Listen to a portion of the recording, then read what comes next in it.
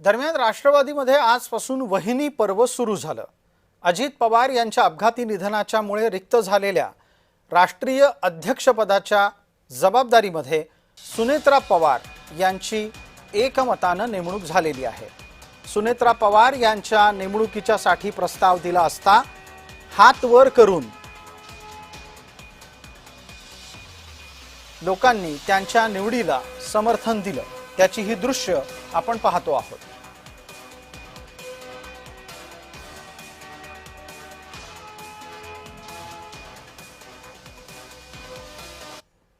सगळ्यांच्या मनामधला विश्वास आणि मला साथ देण्याची त्यांची हमी, या सगळ्याच गोष्टींमुळे मी हे आजचं पद स्वीकारलेलं आहे।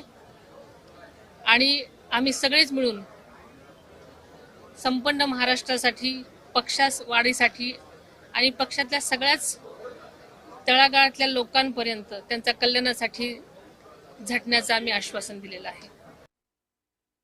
बहिणी, तुमचे एक सहकारी म्हणून, दादांचा सहकारी म्हणून मी ऋण व्यक्त करतोय की 12 पासून ते आजवरच्या कालावधीमध्ये दादांच्या वरती इतक्या प्रचंड प्रमाणावरती आरोप आणि प्रत्यारोप होत असताना जी सावली सारखी साथ आपण त्यांच्या पाठीमागे दिलीत, म्हणून त्यांचा उत्तराधिकारी होण्याचा मान आणि सन्मान किंवा अधिकार केवळ आपलाच होता, हे सुद्धा या ठिकाणी आवर्जून त्यांनी सांगायचं।